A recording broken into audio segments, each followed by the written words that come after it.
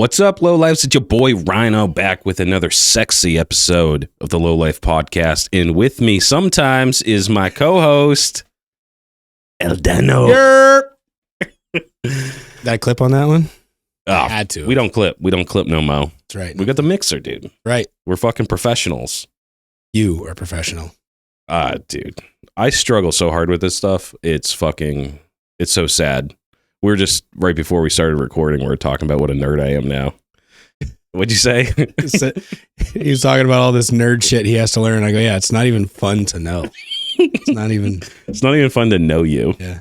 It's not fun to know any of like how to run this shit. It's just something that you have to know to do this, but like, what are you going to talk about this the next time you go to a swap meet? People are gonna be like, shut the fuck up. Yeah, dude. Even other podcasters are like, shut the fuck up. Yeah, dude, handle your shit, bro. Yeah, I was talking to Truth about it, and he was just like, I don't fucking care. Yeah, right. Yeah.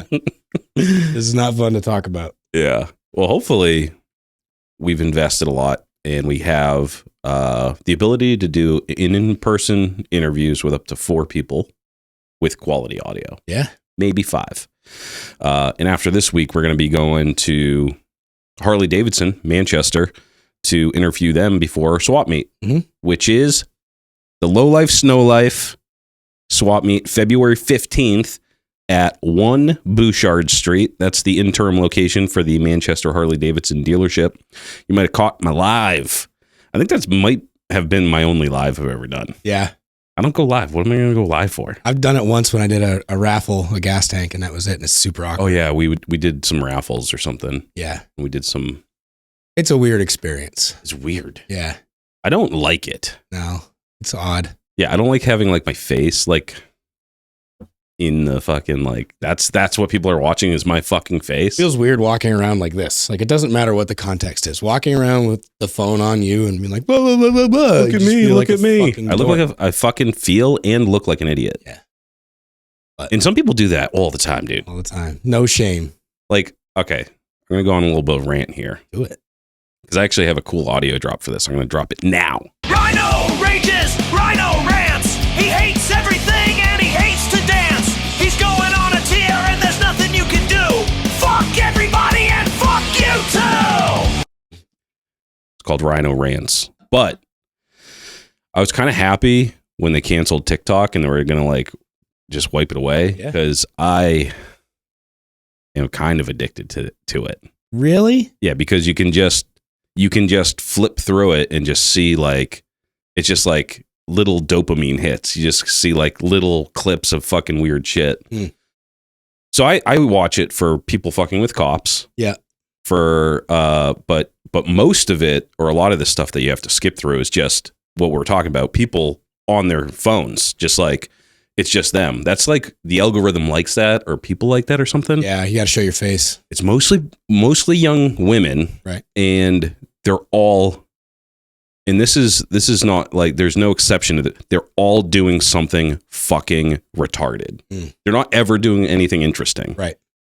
And we talked about this with Haley too. Like the one thing that makes my fucking blood boil is when people lip sync. I was just thinking about this morning. Dude, if you have ever lip synced yourself, like you just have your fucking stupid face, for like your content. Yeah. For content, and then you lip sync something. Yeah. Go fucking jump off a bridge. Ugh. Make sure there's no water underneath it. But dude, that's like millions and millions of followers. Yeah. These people, Kayla put on a documentary. There's like a Charles Manson style cult. I forget what it's called. I don't remember any details, but yeah, it's like it follows a couple of the kids or whatever that are part of this group, and this one guy oversees it. I haven't watched it, but I did. Like the kids don't want to go home. There's like to a their family. compound. Yeah. And they like get them there, and all they do is like make TikTok videos. It's like just a them fucking sweat dancing shop. and lip syncing in random places, and they like take them away from their family, and these people get like Stockholm syndrome. They don't want to go back. Yeah, and they're probably making money. They get to hang out in a mansion. Shitload of money. And whoever owns the ranch is obviously making all the money. Oh, yeah. But then they are. But here's the thing that I can't stand about it. Number one, you see the person like set up the camera, and then they back up. They do their little backup thing. They're smiling. Nobody loves you. Yeah, dude. You are so unimportant. You know, like you think someone wants to see you, and then the other thing is they're lip syncing. They're not doing anything original. Right. if you sing your own song, cool. Right. You know, like, but you're singing someone else's song. Yeah. But you're not even singing. It's Right, just you right, lip right, syncing it. yeah. You're pretending. You lip syncing it is the content. Yeah, that's and it. I don't give a fuck to see you lip sync a song. Yeah. So And let me they're ask you this. Let me bring this back around to where have we're a heart at. attack. Well, how do you feel about the chopper guy shit? The stand over by your bike and smoke a cigarette and then flick it off into the sunset that's and gay then too. get on and ride it away, and then Yep. knowing that person has to turn around and come back and get their cell phone from the fucking I'm sidewalk. gonna say flat out, if you're an adult male, you should not be. There should be 0 pictures of you. There should be 0 Right. videos of you. Yeah. You should not be videoing yourself. Yeah. I know it's a bit ironic or I guess hypocritical because we're on camera right now. But I'd prefer not to. Yeah, right. You know what I mean? Yeah. It would just be way easier. Right. And I don't watch myself. I don't like look at myself and listen to my voice. I'm like, oh, that's so cool. Yeah. Or like prep what you're wearing to do a podcast. Yeah, you just if you do a podcast, you kind of have to do a video podcast now, Right. or else nobody will listen to it. Yeah. It's just funny seeing that stuff. Like, Yeah. And like I said, if you're on like Instagram or whatever and you follow me and I look at your fucking profile and there's any pictures of your face, I'm not following you back. Like, dude, that's the last thing I want to see is a dude's face on my fucking phone. yeah, it's weird, man. Yeah. But then other people, that's their whole thing. Right. They set up the fucking thing, they do a little photo shoot, and then dude, it's the thing. The other thing that's the most pathetic part about the whole thing, it's all these young girls and then all these thirsty, pathetic men are just like, oh, you're so beautiful. Yeah. Like She's totally going to DM you back, the whole bro. thing is fucking gross. The whole thing is fucking gross. You're fucking vain. Nobody actually cares about you. And then you're doing it to attract these fucking losers that make you popular and make you money. So stop doing it, guys. Yeah. I just want to dashboard cams are cool. Fucking Yeah. with the police is cool. I like those guys that like go to like public areas like and just fuck with people. And they're just like, I'm just filming, and people go insane. Like, why are you filming me? Right. That's funny stuff. I get all that stuff on YouTube Shorts. Okay. Hand to God, I have not been on TikTok 1 second in my whole life. I've never downloaded it. I don't know what it looks like, anything. And when people send me, I've been sent like a link, hey, check this video out on TikTok, and I can't open it or whatever. So the TikTok thing is here nor there, but I avoided it because I don't need another Instagram where I'm just fucking sitting there scrolling, looking at dumb shit all day. I don't need that. I know it's absolute trash too. That's the thing is like, I'll watch it when I'm like in bed, and instead of like throwing on like Unsolved Mysteries again or fucking First 48, I'll just look at TikToks until my eyes close. Mm-hmm. And I'll just be like, ugh. Yeah. But dude, man, I can't say it. If you're not doing anything original, like, I don't know, to me, it's the entitlement of these people are like they think they're so fucking goddamn important, you know? I wake up every morning and I know I'm a piece of goddamn shit that nobody cares about. Right. That's how you got to live your I'm not life. gonna put my physical self on the internet. Yeah.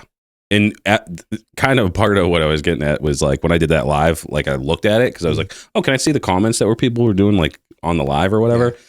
And I was looking at myself and I'm like, oh my God, I'm fucking hideous. Dude, if I was scrolling through Instagram and I saw this, no, I'd fucking skip it too. So hopefully people saw it because we had some good information about the swap. I was going to say, if you haven't watched it and you're at all interested in the swap, that's where all the details are. And I think this is going to be dropping the week before the swap. So there's still time to get in. If you haven't seen Manchester Harley-Davidson, the area that we're doing it, it's a massive warehouse. Mm-hmm. It's fucking huge, dude. Their winter overflow usually. Yeah. Oh, that's what it's. Okay, so they've always owned the property, but they're running the shop out of there now, or the showroom and all that shit. It's fucking massive, dude. It's the size of a football field. Is just the swap area. They're gonna move all the bikes out of the way. There's gonna be food trucks inside. We got tacos and that shit. Yeah. I'm really excited about that. Yeah, for sure. She said birria specifically, birria, however you pronounce it. Sorry, Elvis. Someone hit us up. Elvis called back, hit us up and was like, he said I pronounced it wrong. And How do you say it? Birria. But I don't know. You have to roll it like birria. Birria? I don't know. I'm not sure. I'm not 100% sure. But she said that specifically about that taco truck. Is there another? All right. So there's a couple of different kinds of people in the world, right? Mm-hmm. One type of person, they'll say the word like the correct way in the local dialect or whatever, you know, like they'll be like Parmesan. Yeah, mozzarella. Yeah. Or give me a gyro. Yeah, right. And other people are like, give me a gyro. Yeah. Which one are you? I won't put the extra emphasis on the like to make it sound. I'm not ordering a burrito. Have a cheese burrito, please. You know what I mean? Americanize it as hard as possible. Not super white boy either. I'm not going to be like, can I have the Polo Loco? Like it's pollo, but I'm not going to go pollo. Can I have your pollo loco, por favor? You know, I'm not the white suburban dad that's going to try and fuck up pronounce what it's supposed to be, but I'm not going to go hola, como estas? You know what I mean? Yeah. When I was out in Arizona, I was hanging out with my boy, and he was, he's of Mexican descent, and I said, "Oh, can I have the Pole Verde?" Yeah. He looks at me in disgust. He's just like, "Fucking white boy." Yeah, right. You know. Yeah. But at the same time, you don't want to like, dude. The Italian ones are the worst because that's like, what are you trying to do? Some of them, I'll just take the menu and go, "I'm gonna have that." Mm-hmm. I'm not gonna say here. That's a good one. Yeah. Whatever. Yeah. There's so many A's and I's and O's in those words. I don't fucking know. Yeah.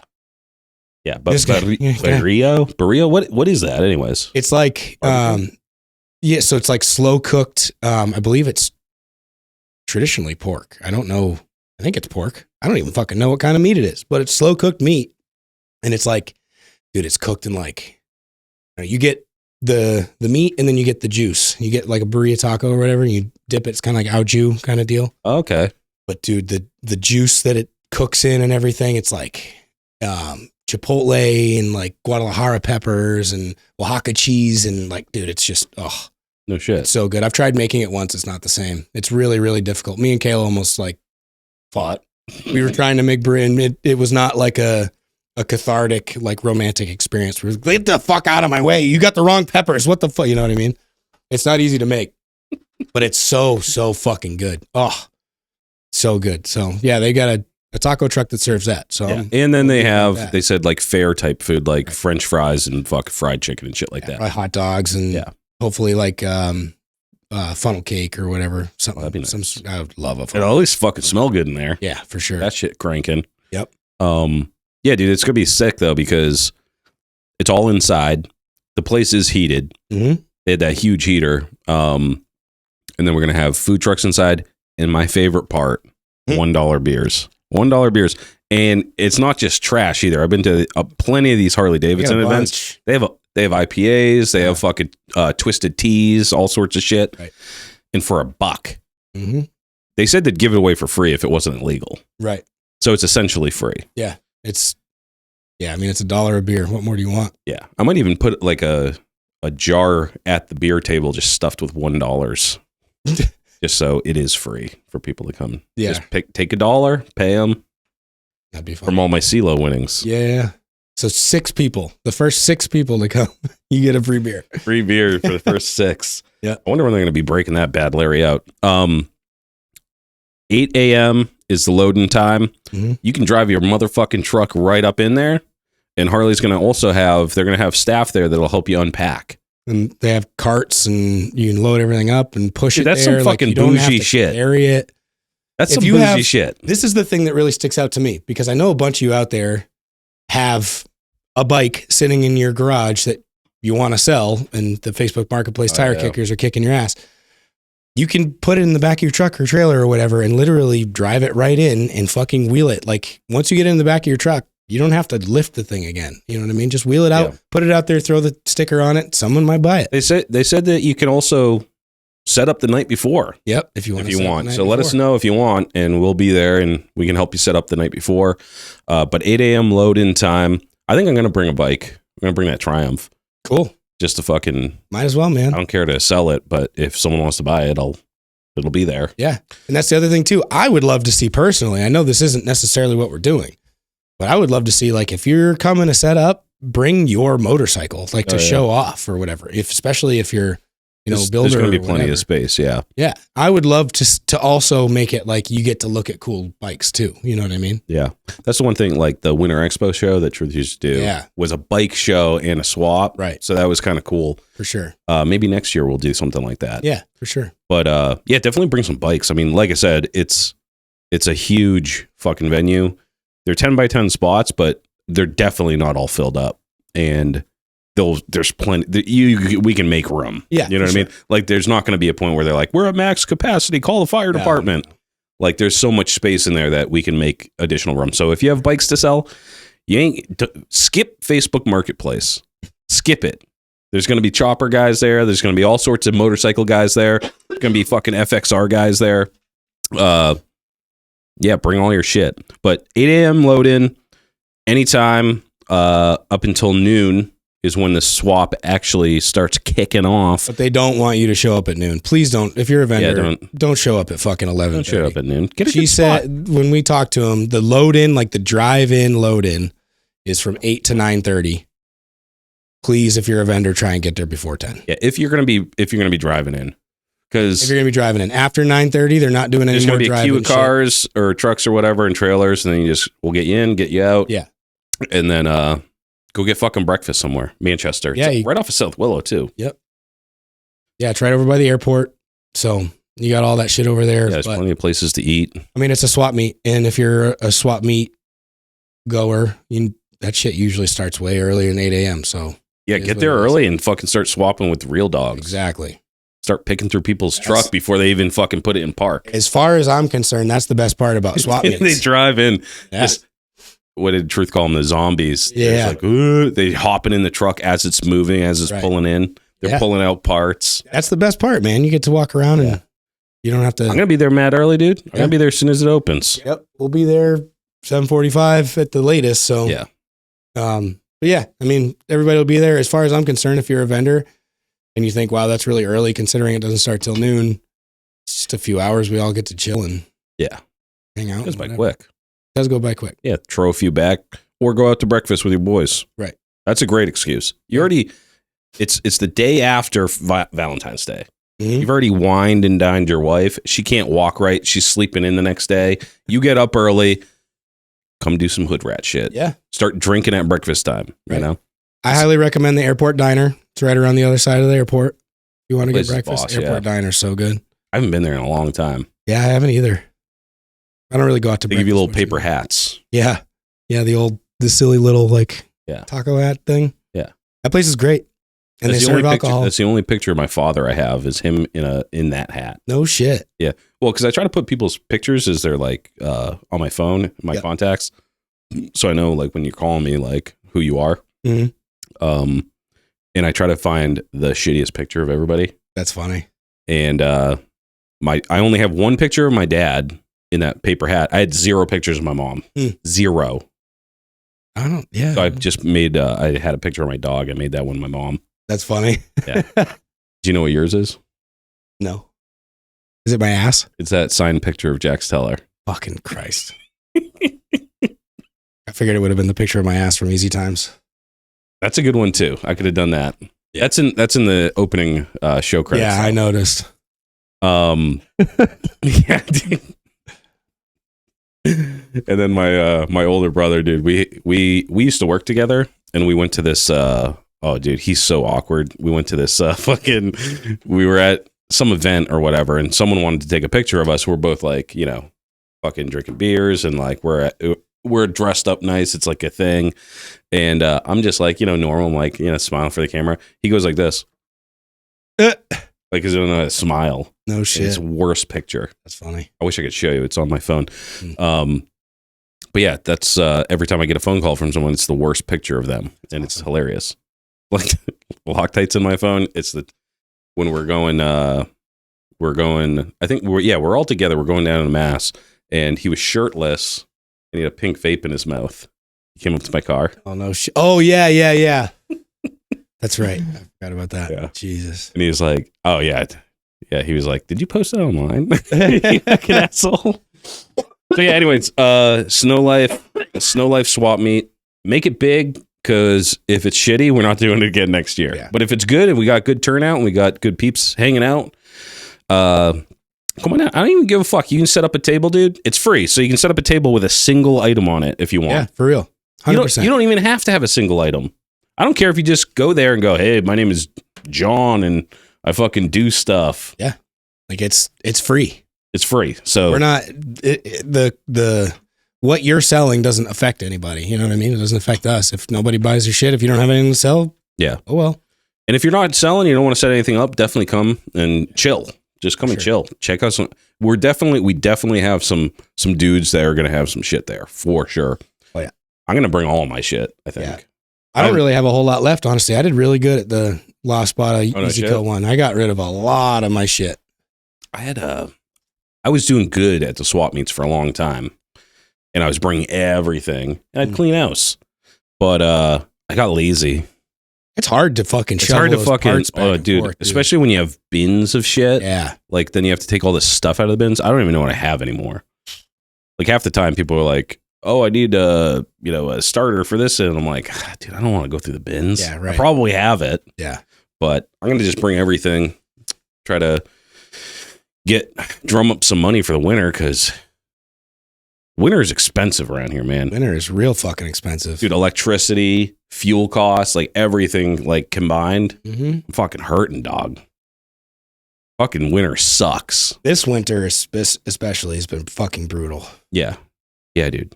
And it's still like January. I'm so fucking over it, dude. Yeah, so over this winter. I'm like, can we fucking move somewhere warm? Like, I don't care for it anymore. Bro, don't get me started, man. That's been the topic of conversation in my house for months. Dude, my kids too. They're like, it's so fucking cold. I'm like, we can move anywhere. We can move to Florida. We can move to Texas. Dude, that's what I'm talking about. Florida, Texas, North Carolina are my top 3. North Carolina would be nice too. I'd go to any of those 3 yesterday. Fucking snowing down there, dude. I'm okay with some snow. Yeah, like I'm okay with a little bit. Snowstorm once every 7-10. When I lived in Tennessee, every once in a while we'd get some snow or some ice or whatever. You get a little bit of winter, you know? Yeah. I don't give a fuck about winter personally. I don't ski. I don't snowboard. I don't snowmobile. I've never been on one. I don't. Snowmobiling is fun though. I'm sure and that's another thing similar to TikTok where I haven't actively sought out riding a snowmobile because I know I'll be obsessed. Yeah. I know I'll love it. So fun. But Did you go so fucking fast? Dude, I know guys up in Vermont that race them like on the railroad beds are like 140 plus. My brother's like into it, my dad, and bro, you open that motherfucker up and you're going 100 miles an hour over the snow, like in an open field, and you're just like, but I've been thrown off snowmobiles every single time I've ridden. Oh, really? Dude. Yeah. Yeah, like I was going across like a beaver pond. You just start like slipping and like one of the fucking skis digs in. Whole thing fucking flips open. Shit, yeah. Or you're just going down a trail and dude, it's fucking snow. You're hauling ass. And if you're not on like, they have like groomed trails, which are wicked nice. They're like highways, dude. Mm-hmm. And you can haul ass on those. But if you're like out by my parents' house where we go, it's just like shitty old trails and you're just going along and then all of a sudden it's like, whoop, and then you just pop right the fuck off, dude. Oh, shit. But it's fun as fuck. Yeah, it looks like a lot. And we all have the helmets on. We're all talking shit to each other. Cool. It sucks, though, to get stuck. We definitely get stuck a lot. Yeah. Because you don't know how deep the fucking snow is. Right. But dudes that get like heavy into it, dude. Dude I used to work with, they'd go up to Pittsburgh or whatever. Yeah. They'd rent a cabin for like a week, and him and his buddies would go up into Canada, dude, and they go all the way across. Damn. And back. Holy shit. Yeah. That's wild. In like 2 weeks or something like that. They would take 2 weeks off, and that's what they did. That's crazy.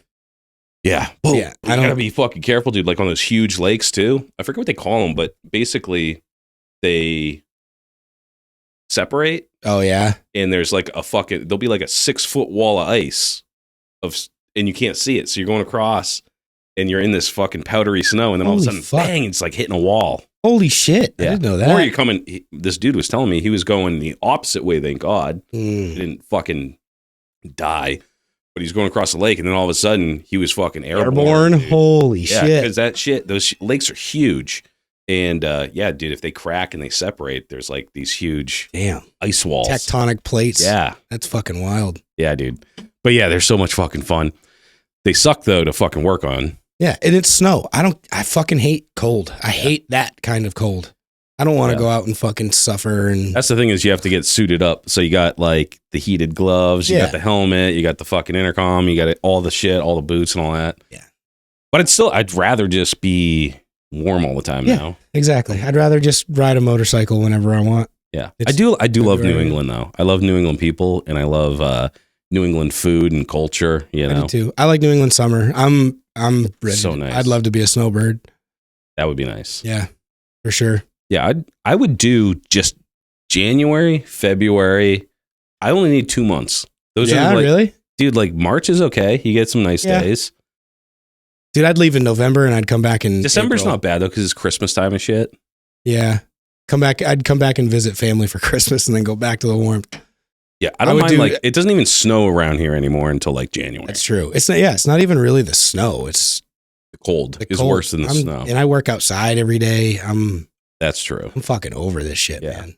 And then fighting with the paint booth, trying to keep that warm. I'm doing a couple $100 a week just in propane, trying to keep that fucking garage warm. And I'm barely out there. That little heater fucking works the balls. It does work the balls. How many BTUs is that bitch? I think it's like 24,000. I think it says 24,000. It says 24,000. It's not that big. No. And that thing, it's for those of you who don't know, it's a Mr. Heater. It's probably only yay big. Yeah, a little torpedo, little salamander style heater, and it runs off propane. So I use the little, just a little 5-pound or whatever, the grill propane tanks. Yeah. And that motherfucker, I mean, it'll be 85 degrees in my shop like within 15, 20 minutes. It's just so drafty because my garage is so under insulated. Yeah. That I lose it quickly. So I have to kind of keep it running. So I just burn through those fucking tanks. Yeah. But yeah, I'm over it. I'm so over the fucking cold. I'm so over being sick. As you can tell, again, and I apologize, I'm ill again, a little under the weather. So if you hear me sniffling or whatever, I apologize. I'm sick all this year. Dude, knock on wood, dog. It's that fucking public school kid life, man. It's got to be. Your kids being outside, they're all hardy and well adjusted to the weather and everything. I got sick a lot like last year, but this year, nothing. Oh shit, dude. We're sick constantly. Yeah. I genuinely don't think I've been healthy completely at all since like the cold weather started. I've had a cough or a cold or a sniffle or something all fucking winter, dude. It's crazy. Dude, yeah, even when like I drop these kids off, they wear 2 winter jackets. Yeah. No shit. Because it's been like fucking 0 degrees. Wild. And yeah, dude, my little kid, he's fucking 6 years old. My boys, 2 winter jackets. Jesus. The school's like, get them 2. We have to buy an extra jacket because they're outside. That's crazy. Yeah. It's cool. That's awesome. I'm not like a jacket guy either. So when I drop them off, dude, I'm like in a hoodie. Yeah. And I'm like, it's fucking cold out here, dog. Yep. T-shirt, long sleeve T-shirt, hoodie. That's my jacket. Yeah. And then I've got an even bigger hoodie in my service. I have like a Carhartt jacket when I have to do like snow blowing and outdoor shit, like when I have to get down with it. But like just during the week and shit, I'm just hoodie is fine. Yeah. I try not to stay outside that long though. Yeah. I don't like wearing big baggy clothing, especially for work. Like right now I have sweatpants on underneath these. That's underneath my work pants. That's how I do it. And I don't fuck with a lot of stuff. I have some fleece line pants and stuff to keep me warm in the winter, but remember back in the day, you would have the thermals, like the waffle style fucking thermal shit. Yeah, I still have some of that. Cotton stuff. But nowadays, it's like space aged. It's like some fucking polymer suit thing that like breathes. It works way fucking better. Yeah. I don't know. I've got a waffle top that I got in the Air Force, man, and it's like, can't beat it. No shit. Can't fucking beat it, dude. It's got the sleeves. It's got the little, I don't know, honestly, I have no idea. But it's got the little waffle texture on the inside. I'm asking what kind of material your shirt is. Yeah, honestly, I'm not sure. It's getting pretty gay. Yeah. Yeah, I'm not sure what it's made out of, but it's nice as shit. But yeah, I lost like all my, I always called them long johns. I don't know if that's long johns. Yeah. I lost all my actual long johns. Back in the day, there was like one pair that you could wear and it had like the little butt flaps so you could shit. Yeah. Yep. Now you got to pull 2 inches of dick out of 6 inches of Carhartt. That's the way it goes. That's the struggle, dog. Yep. Oh, God. Is what it is. So yesterday you were, let's talk about bikes now. Yeah. You were working on the pan. Dude, the pan is looking sick. Tell us what you're doing with that fucking thing. Thanks, man. It's coming along. It looks tough. Dude, with those fucking bars. Dude, the Oxford bar, I'm telling you, man, the Oxford bars make it. There's no other set of bars that I want on that bike. They look like they were made for it. What did you have were you going to put those on the Evo? On the Evo, okay. Yep. Yeah, I've had those bars for a while actually. So they were just they were going to go on my next build. And Or they're like, what are they, like 16-inch? Dude, they're tall. I'm not even sure. They're huge. They're super far out. Yeah, I'm pretty much straight armed. We're going to run a sprung solo seat on it. We decided yesterday. Oh, nice. So I haven't done like any fit up or anything with a seat on it, but yeah, those bars, they're perfect. They're way out there. Like I love them. I'm almost completely straight armed. It looks so cool too, because it's like, you got the riser. Right. It barely pokes out, and then it goes way the fuck out. Yeah, there must be like 25 inches in between. It's got to be, because the risers on those things, I think, are only like maybe 2, 3, 4 inches. Yeah. So the risers themselves are not very tall. It's all bar. They're all bar. Yeah. And they just look really nice. And then that little tiny headlight, you've for sure seen it. It's my old GE light that I've had forever. It's that little fog light. It's got a small crack up in the bezel. That's why I haven't run it yet. But what I figure is just going to TIG weld that little crack. Like, have you been TIG welding? No, I haven't tried it yet. No, you haven't? I haven't fucked with it. Has Alex been doing it? Nope. We've just been using my MIG. Oh, the MIG. To this point. But we're going to have to start playing with TIG soon. I think we're talking today about potentially modifying our exhaust that we have currently and making one out of it. It's kind of weird. So the exhaust is it's not an OEM panhead. So it's STD heads. So it's set up for 3-bolt pattern, which means you can run a 1 or a 2 or a 3 or whatever. But they're shovel head style flanges on a panhead. But because it's a generator motor, you can't run a cone shovel exhaust. You have to run a squish pipe. Mm-hmm. So you have shovel head. So basically what we're looking for is like a Jenny shovel exhaust. Mm-hmm. 1 3/4 OD for the flange and whatever. So we're trying to find that without there's some on eBay, of course, but they're fucking expensive. It's like to do that and then wait for it to get there and pay for the shipping just to find out it doesn't fit or it runs into this or this mount's not going to work or it's going to get in the way of the kicker or whatever. It's just. I did a squish pipe on the shovel and it was lots of fun getting that fucking piece in. Yeah. So I don't know. We're going to have looks to sick though. That. Yeah, for sure. It's a cool look. We just have to figure out. It goes above the frame, so you still got the clearance underneath. Right. It's squish pipe life, dude. They're so sick. But it looks super goddamn, sick. Getting the geometry of getting that fucking thing in there and to get it fit up. Yeah. I spent quite a bit of time doing that. Right. The exhaust that came on it is just drags, and then it's got. Are you doing cocktail shakers? Did you say you're doing 2 and a 1? I don't know. Right now we're trying to go upsweep, but I do like the shovel style where the barrel style where they just come out and they immediately go right into a single header and go straight out for a single upsweeps. Like on that I think is the move though. With that really super tall sissy bar. Yeah, it's just tall sissy bar, tall handlebars, and then upsweeps. Yeah. I think 7 feet long. Upsweep, realistically, that bike is going to end up being a lot like what I have pictured for the Evo. Oh yeah. Yeah. It's like same style exhaust and all that other shit. But yeah, that sissy bar is super fucking tall. So I feel like we have to do something cool. Are you guys going upsweeps into fishtails? I don't think we'll do fishtails. I don't know if fishtails are really. Yeah, I think straight or slash cut. I really like a really, really deep slash cut.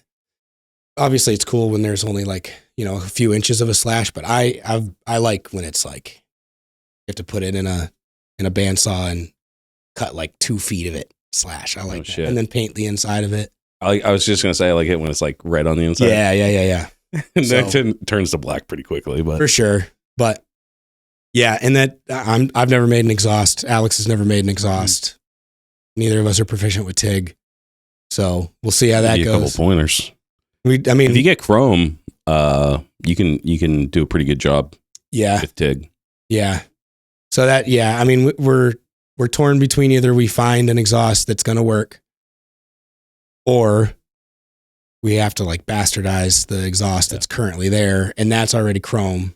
So I would say if I was going to put one together, I'd kind of Frankenstein it from a bunch of different chrome takeoff parts. Yeah. And then you can TIG it with the stainless rod, the 30, oh my God, it's been a while, 304L or some shit. Yeah. It works fucking great. I've went right on top of chrome, brand new chrome. You did your remote master cylinder on the chrome, right? Yeah. And then you don't have to fucking wrap it. If you do mild steel, it's going to look like shit. If you get stainless, I don't even know who sells stainless. pipe, and then you have to, I don't know. That was the idea, is get stainless. That was, and then It's fucking expensive. I know. And then basically it was, the idea was where the chrome existing pipe and the stainless meet run ripple. Ripple, okay, yeah. Because I was going to say, if you meet them up, like you can never probably can't get stainless to match the chrome, right? Never.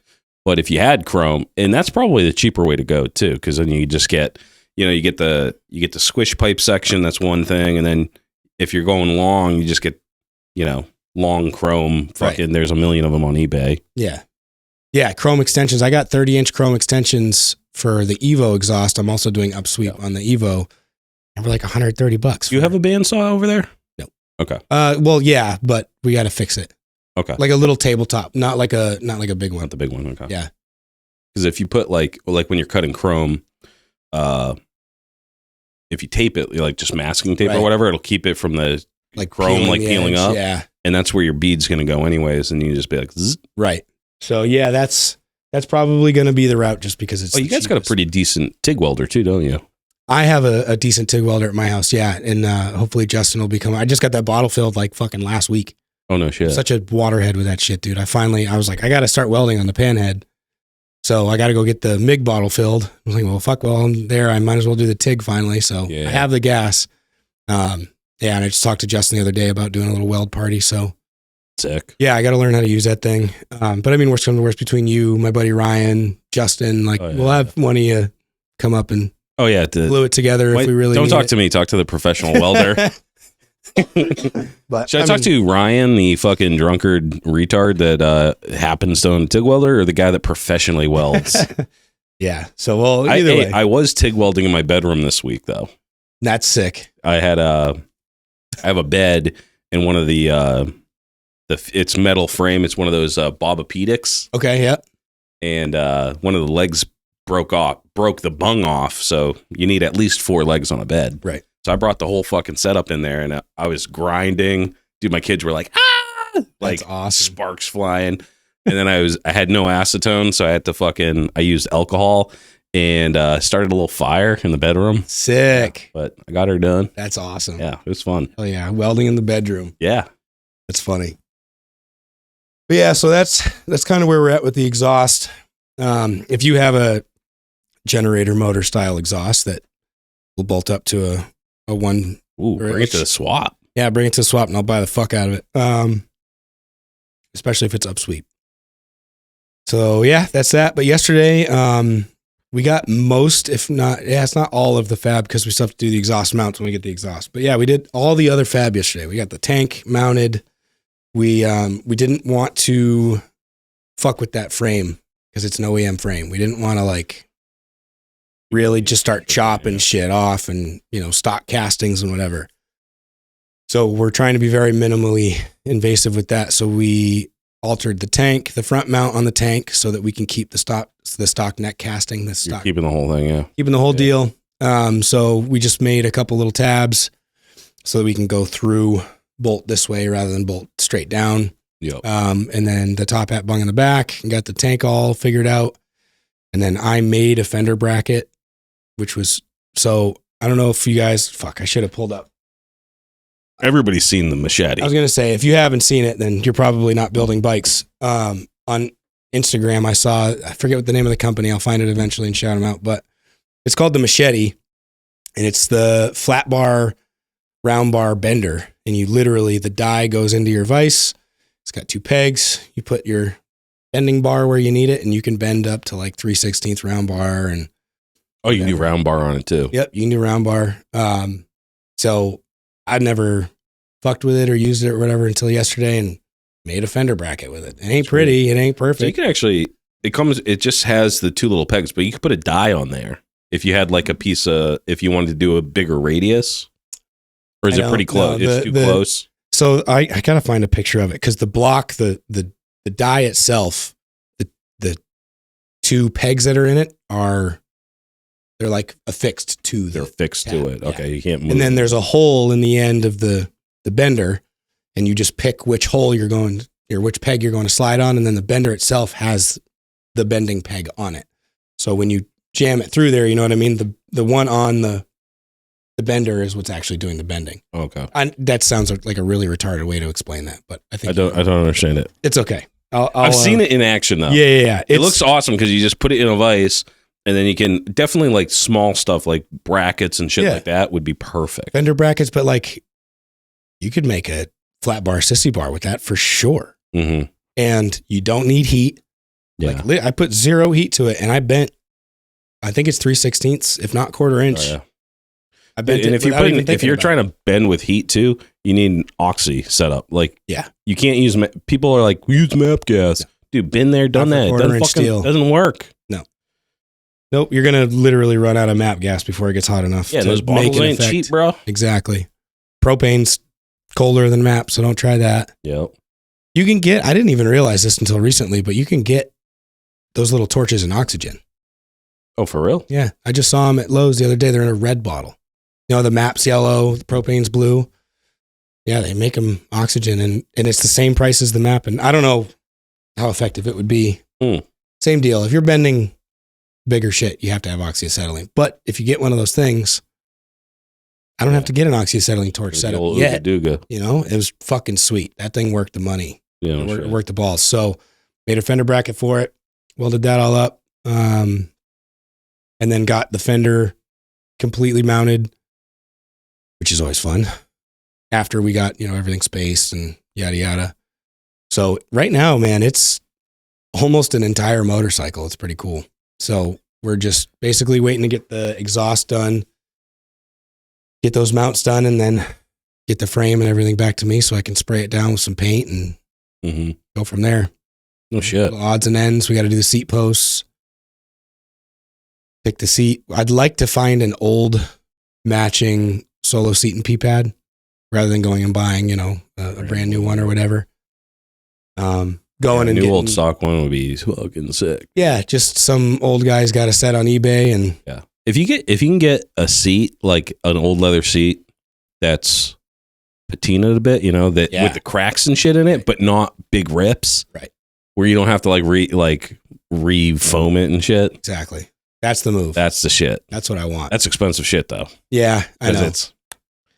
Hopefully we're just going to find some. It has some of those fucking It has the look. It has the look, but it also has those ancient farts, right? Of like old bikers, the ghosts of old meals eaten. Shit, dude. In the breeze farts. Yeah, dude. For sure. That would be fucking. That would be sweet. It definitely, dude, you guys are doing that pan up right though. Cause it has that, as soon as I saw it, like with the bars and everything and the stance and all that shit, I was just like, fucking. That's how you do a panhead, dude. I can't wait, man. I can't wait to ride the thing. Can't wait to get it out there. What's the timeline you guys looking to get that done by? It'll be done by La Spada. By La Spada, early May. I think La Spada show is May 4th. So, yep, the Evo, those will both be done. The Sportster. Are you guys hanging on to it for a while, or you just, as soon as it's out there, you're going to? No, I'm going to hang on to it for a while. There's a running joke that Alex doesn't think I'm going to be able to sell it. He thinks I'm going to keep it. But the whole point of the panhead is, obviously to get a build out there, but get it out there, sell it, and then use that money to do other stuff, shovel heads or whatever. You know what I mean? It'd be nice to be able, okay, I got enough money back on the panhead that I'm going to go buy 2 cone shovel projects, and there you go. That's the next 2 builds. Yeah. Roll right into the next shit. So it'll be at our show? Oh, yeah. Fuck yeah. Absolutely. We should probably give them an update on our show. Yeah, true. Because we've updated the date. Yeah, we do have an update. The Lowlife Reviver Show. It's going to be May 24th. Yep. We had a bunch of conflicts on the date that we chose, the Saturday before. And when we were down at Harley, we're like, let's just pick a different date. Let's just push it out a little bit. Yeah. Because there's a lot of stuff that with people that we work with that we wanted them to be able to come to our shit too. So it's May 24th, Reviver Show. Alex actually is doing that. Alex, get on that flyer, buddy. We have the dopest flyer. I can't wait to see it. Yeah. But it is going to be at the new Harley Davidson. So it's not going to be at 1 Bouchard Street. I don't have the address, but it's in Hooksett. Right off exit 10. Where the old fucking movie theater is. Yep. place is massive. I saw pictures. Fish sent me a bunch of pictures of like the completed like what it's gonna look like, and it's gonna be the fucking sickest Harley Davidson I've ever seen, dude. Yeah. Dude, it's gonna be huge, and it doesn't matter what the fucking weather is because we're doing it in the showroom. Yep. So that was the cool thing, because the last 2 years that we've done the lowdown, we always do it in June, and that's like the first week of June. It's almost always gonna rain. So when we were there the other day, and she didn't even bat an eye when she was like, we could just move it inside. It was like, holy shit, that's such a relief. You could have this entire show that we're planning, which is huge in my head. I don't know about you. Yeah. Like with all the shit that is available and hopefully is going to happen, it's going to be huge. The weather doesn't make or break this show. That's the best part about it. Because if it's fucking shitty out, it's going to be inside. And if it's wicked nice out, it's going to be both. Right. But exactly. If you have a bike in the show, it's going to be in their brand new showroom. They're taking all those bikes, all the new bikes, they're getting them out. Yeah. And we're going to have fucking choppers lined up in this fucking beautiful new showroom. It's going to be so fucking sick. We want to do it right too. We want to have like a designated area for the invited bikes or whatever. Yeah. We haven't even talked about it, and it's relevant. Might as well right now. Do you want to are we picking the bikes and saying, hey man, can you bring your bike? Or do we want to say, hey, if you want to submit your bike, hit us up at... I'd say both. I'm going to say we could do both for sure. Cause if you're like building a bike that's going to be ready by May and you want to show it off. Yeah. All bikes too. All bikes, all types. Yeah. Okay. So it doesn't have to be, but just keep in mind, no offense in advance, the invited bikes or whatever, the showroom bikes, we're going to pick the really nice ones. You know what I mean? No offense. We're going to have a ride-in show too. So yeah, that's true. We're going to do what it is. You know what I mean? We're going to do the invited builders are in the showroom. So if you're like, hey, I have a sick build going on, or even if you have just a awesome bike that you didn't get to a show last year or whatever, hit us up. We'll get it out there. You're going to have little fucking custom plaques and shit. There's going to be fucking trophies. There's going to be fucking, we haven't decided what it's going to be, but there's going to be some prizes. Yeah. Get it in the show. And then we're going to have a parking lot show too. So the ride-in show is going to be separate. 100%. But yeah, ride-in show. Hopefully, goddamn, hopefully it doesn't rain this year. And if it does, it is what it is. Like it rain. Yeah. Who cares, man? It never rains that bad though. I mean, it rains pretty bad for a couple of minutes, but it's not, we're in May now. It's not Rainconia. Right. And if memory serves me well, last year, end of May, was beautiful. It usually is. Yeah, it usually is. I was going to say, I almost feel like the last week of May is a safer bet than the first week of June. Oh yeah, for sure. So I think it'll be good. And, it pushes us 1 week further away from cold weather. So we can't, we can expect warmer weather than it would have been originally. Yeah. Yeah, we're going to blow the top off on this one. So again, we got fucking food trucks. We got, again, brand new showroom. Your bikes will be displayed and get the attention and the accolades that you deserve for all your hard work. Absolutely. You're going to go roll up into a Harley Davidson, see your motherfucking chopper, your fucking club build, your fucking whatever you fucking build with a light shining down on it, sparkling with its own custom fucking nameplate. So definitely hit us up if you got some cool shit in the works. For sure. Yeah, dude, I'm really excited about that part. Really got rustled my jimmies. Yeah, for sure. They're like, oh, we'll clear out the showroom. And I was like, oh, fuck. You and I literally, when she started saying oh yeah, you can do it inside if you want, we both were like, what? Yeah. Oh, okay. That just adds another element to it. And you guys, you'll hear, we're going to set up at Harley and do a podcast with them too. So you get to hear from the horse's mouth. Don't take our word for it, but I don't have a lot of experience with dealerships, and I certainly don't have a lot of bad experiences with dealerships because I've never bought a Harley from a dealership. But these guys are fucking awesome. Yeah, I bought 2 bikes from them. Yeah, I bought 2 motorcycles from that exact dealership. They're not like I can smell bullshit from a mile away, right? And no bullshit. They're pretty. They're just right about up it, and they're excited for it. Yeah. It's so fucking cool. Yeah. Rowan's the shit. And we're going to do a big round table with Fish and all those dudes over there. We have a bunch of friends that work there still. Just going there. it's a cool dealership. As far as dealerships go, like these people are all about bikes. So I can't wait to do that fucking interview. Yeah. They do a good job of keeping the corporate out of it. Oh, You know what I mean? And like being open about, hey, sorry, but this is a corporate thing. They just tell us, they're like, hey, if you're going to put down the flyer, it has to be this way or whatever. And it's like, no big deal. Right. No big deal. Exactly. Other than that, it's, they're doing what we want to do too. You know what I mean? This isn't a corporate thing at all. And they're part of the reason why we moved it is to keep corporate out of it. So that is genuinely why we moved it, was to keep the corporate away from it. Yeah. So pretty cool. Yeah. I'm super stoked on that. So the showroom's going to be sick. If you have a bike, submit it now. Like if you're working on it, submit some pictures. If you think you're going to be done by the end of May, we'd love to have a couple of people debut their bike there. Yeah. You know what I mean? So if you're going to be debuting a brand new bike by the end of May, let us know. We're going to be doing a bike that's going to debut possibly at our show, maybe a little bit earlier. Maybe I lost spot. I don't know. But we're going to be doing a 1-day build on this Sportster. I'm giving Dan the tins today. Yep. And he's going to, I don't even know what year it is. It's just a 1200 Sporty I got. It's pre-rubber mount, so. Yeah. And it's not a 4-speed. It's 98 or something like that. Yeah. Yeah. It's like not, it's just like a perfect Sportster. Yeah, 98 to 03. 1200, yeah, like in that range or whatever. Ones. Yeah. And I'm going to call up the boys and we're going to do a fucking live build.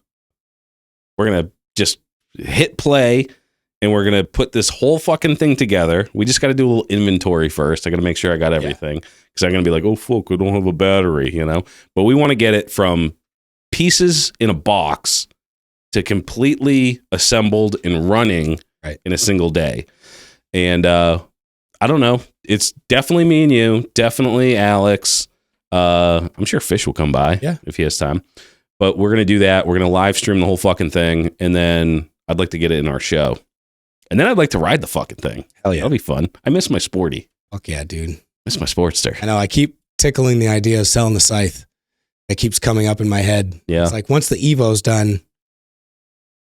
I know, but dude, there's something about a Sporty, man. They're so fucking rugged and like fast and fun. I grew pretty attached to that bike this summer. Bringing it to New York and like all the crazy shit that happened there with it. And, you know what I mean? And having the Springer on it and whatever else. Like, I don't know.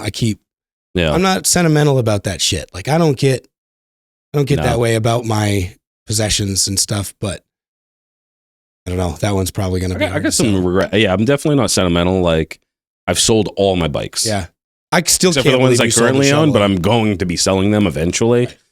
But like the Softail, I need to get that thing respectable. So I'm gonna this winter buy in tank, fender, sissy bar, taking off the Kiriakin grips and taking off the daddy stuff. And just to make it like a little bit cooler. Still gonna ride that, but I'd love to have a Sporty to ride this summer. Yeah. Fuck yeah. Yeah. I regret missing, fucking my old Sporty, but this one's going to have another No Luck Paintworks exclusive. Maybe some dicks. Maybe sneak a dick in there. God. I'll sneak a dick in there. Sneak it in. I got one. Don't tell me. Okay. Let me find it. Oh, shit. It'll be like to be that hidden? It'll be like a Where's Waldo. Like make it so you the light has to hit it just right and then the dick appears. Oh my God.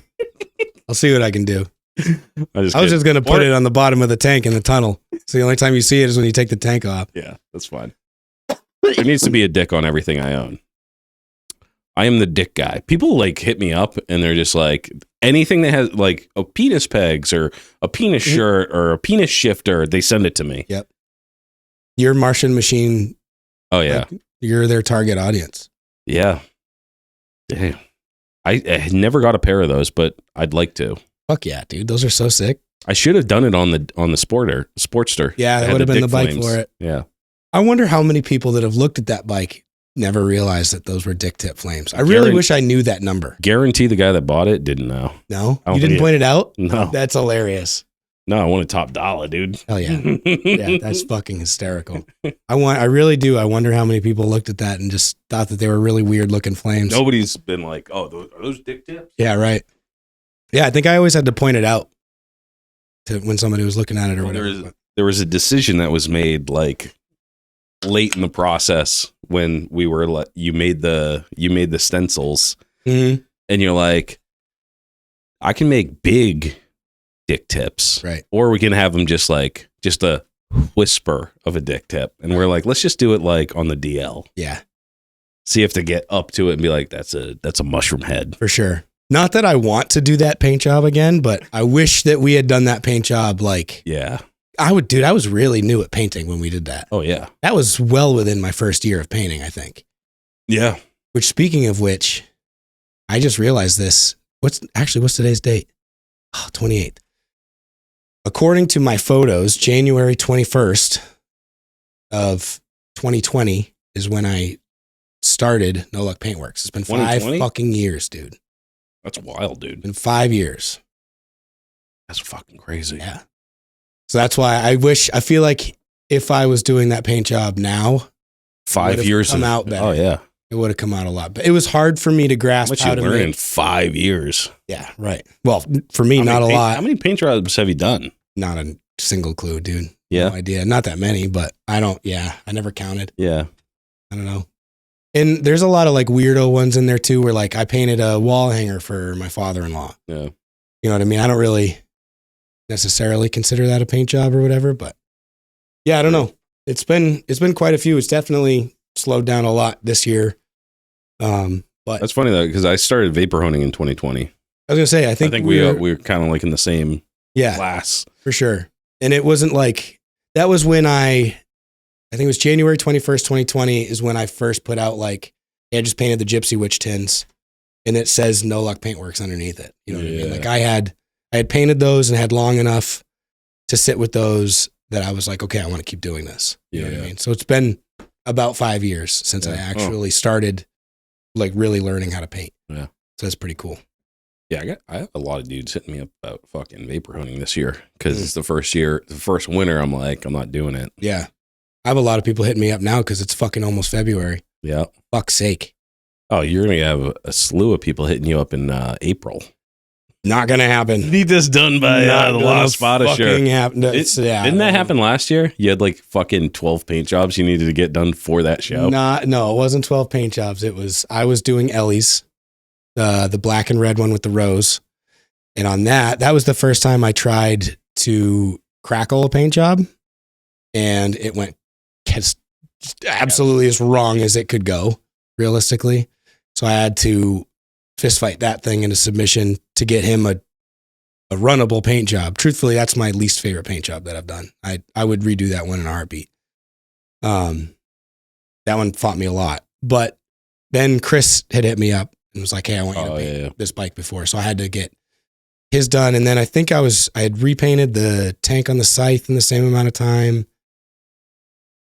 And Ellie's bike. And then I think might have been doing Pat's bike too at the same time or something. But yeah, it was like 3 or 4 different paint jobs that I had to finish by then. Yeah. All within like, I think I had Chris's tins for like 8 days, 7 days, something like that. Yeah.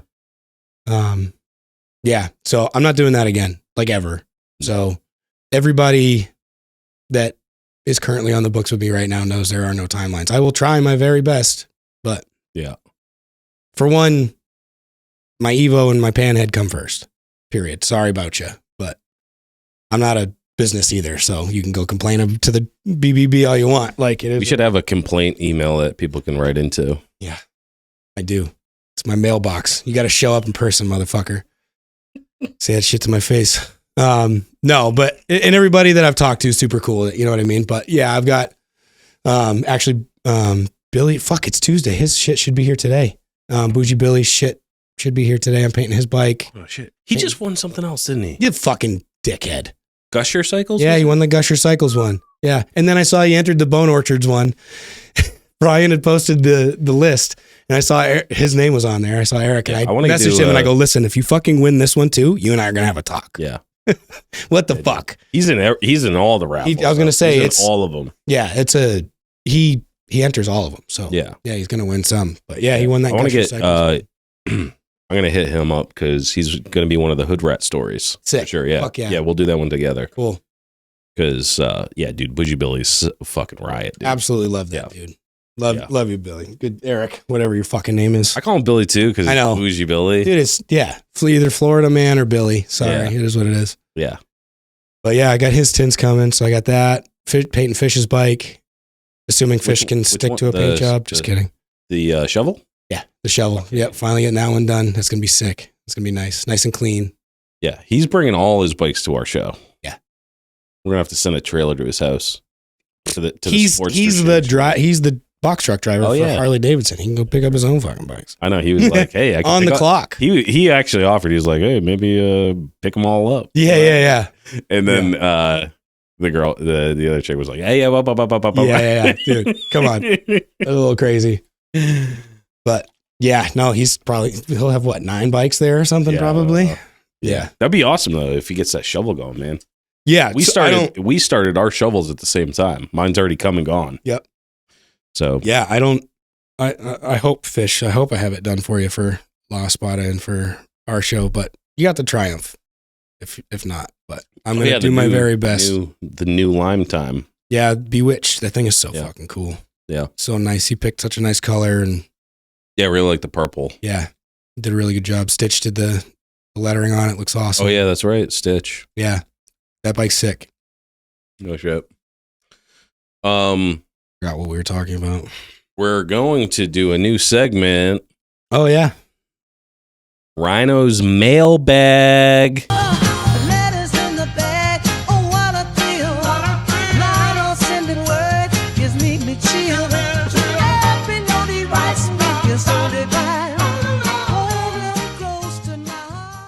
All right, everybody, let's take a look at Ryan's mailbag. I think you need to stand up for that. Get it? It's MALE. All right. First. Wow, Jesus Christ, Dakota. Yeah, I know. Dakota Bear. Bear, yeah. What's up, you fucking sister fisters? Yeah, that's first of all fucked. I don't have a sister. I have 2 sisters. Yeah. So he's calling you out on that one. All right. I don't get fisting. Okay, we're not going down that road. Fisting. I mean, does that feel good? Like, it looks fucking horrible. But anyway, like, you asked yourself if you could, but you didn't ask yourself if you should. Yeah. Jeff Goldblum. Thanks for taking over the podcast and not letting it die out. You're welcome. Yeah, you're welcome. Monopolized all my time. Yeah, right. And money. I've learned a shit ton and met quite a few people just through the podcast. That's awesome. That's the point. That's what we're here for. Love to hear Bring that. people together. Hopefully sometime I can make it up your way from Indiana for a future show or swap meet. That'd be awesome. You should come up for the Reviver show, bro. Indiana's super fucking boring. So yeah, I would come up. I don't even know where that is. It's next to Illinois. Midwest. I don't know where that is. Midwest. It's in between Ohio and Illinois. Oh, okay. So west Real of boring. Ohio. Yeah. Real boring. Yeah. Okay. Do you guys plan on doing any YouTube based content like how to's or anything? We're not smart enough for how to's, bro. Yeah. I actually would love to, but I need a producer. I need someone to take over everything else so I can just do content. Yeah. And I would definitely do that. I actually have some stuff on YouTube, but it's just like between that and all the extra episodes and shit, it's just like, yeah, YouTube would be sick. And I would like to get some of our stuff out on YouTube and the how-to stuff. I would love I would love to do that too. The how-to stuff. We'll divert for a second. If you're going to do how-to videos, you should probably know how to, right? Like you should know everything there is to know about that shit. How many how-tos have you seen on YouTube? You're going through a problem on your bike and you type in how to wire this, right? And there's a video of some redneck Tom sitting in his garage. You can barely hear him because the fucking winds blow, whatever. And he's talking about it and you're like, fuck, dude, I don't know much, but I know that's not how you're supposed to do that. You know what I mean? It's I know, but there's more than one way to skin a cat type deal. So it's like, you should know that and you should put that out in your videos. If you're going to do a how-to, you should really fucking know what you're talking. In my opinion, you should know what you're talking about. Because all the comments are always, no, you could do it this way, or no, you should have done this instead. And it's like, decreases your. Well, then those guys should do their own YouTube. I agree. YouTube videos. Like the thing is like someone takes the time out of their day to fucking put together a video to try to help someone. Yeah. That's cool with me, even if it's wrong. Like, dude, I'm sure I've fucking done. I disagree. I think that's a good initiative, bad judgment call on your part. How bad can you really fuck something up, though? Well, if you're putting out a video on how to fucking bleed brakes and our bikes only have one brake and you're teaching people how to do a fucked up way to bleed their brakes and then they crash and die, that's on you. If you're teaching someone how to balance a wheel and you teach them the wrong way and they fuck up and they crash and they die, that's on you. Okay. You know what I'm saying? Liability. Some of this stuff, Ryan Crucy said it best. You can be a total hack of a car builder. I don't know if it's still muting it, but you can be a total hack of a car builder and it doesn't matter. It's got 4 wheels, but fuck something up on a motorcycle, you die or your dick doesn't work. Yeah, that's even worse. Shout out Ryan Crucy. Yeah. You know what I mean? Like, I think that's, and even still, I don't know. I just feel like you should know what you're talking about if you're going to teach people how to do things. Yeah. I think we know enough to help people out with some. I wouldn't make like a video. I wouldn't make a video on something I didn't feel confident I knew how to do. Exactly. Like, pretty good. Right. Something I've done myself. Exactly. You know? I personally wouldn't make a how to paint your bike video. Why not? Because there's so many different ways to do it. And there's no liability there. They're not going to kill anybody. There's no liability, but I don't know how the right way to, I've learned all this shit on my own. I don't have a painting mentor. I don't have somebody who showed me how to do any of this shit. So I don't know. Where did you learn YouTube? More or less. Yeah. YouTube and trying it out. So there's an argument to make it 100% video. Learning from people who know what the fuck they're talking about. Yeah. You know what I mean? There have been plenty of times where I go on YouTube and I try to learn how to do something about paint and it ends up being a problem. Causes a problem or whatever. I would like to do more tutorial stuff because I think it's so important and it's like it's so hard to find. Like if you're like I'm fucking so bad at building bikes, like I need people to like spell it out. You know what I mean? Yeah. So I do I do a lot of research before, and I'm watching all the like when I was timing the shovelhead, dude. I probably spent fucking 50 hours watching fucking timing videos, and not some of them they're all different, you know. Yeah. But in there somewhere you find the truth, right? You know what I mean? So the more content you put out there, like for people just to be like, oh, that didn't work, or maybe it just happens to be like the fucking planets align and fucking it works. Yeah. And it helps out. So I'm all about doing it. The thing for me is just the time to set up the camera and to do the thing. I just haven't had a lot of that recently. And I'm hoping to have more of that. I'm trying to get ahead on the podcast. So I have time where I can fucking work on a goddamn motorcycle, you know? Yeah. Like I am dying to start ripping that softail part. I almost suggested before we started recording, let's just go downstairs and work on that. Oh, I know, dude. I almost suggested. I know. I'm really excited to work on that Sportster. Hell yeah, me too. Like that's gonna be so much fucking fun. Mm-hmm. And I want to do like a good job. Yeah. So I got to do a little bit of prep, and we got to like make sure we get all our shit in there. But yeah, I mean, I'd love to do more YouTube content. I think it anything I could do to like help. And again, if you have a question or whatever, like I definitely know my way around a Sportster, and I definitely know my way around a Shovelhead. I've spent time on both those bikes. The Jap shit I've worked on, I made room for American motorcycles, so I pushed all that shit out of my ear. Yeah. So I don't know anything about XSs or CBs, but you know, like I've had a bunch of Sportsters, I've had a bunch of you know, like Evo Sportsters, you know, so that's like my jam. I've had them for a long time. I've built a few of them.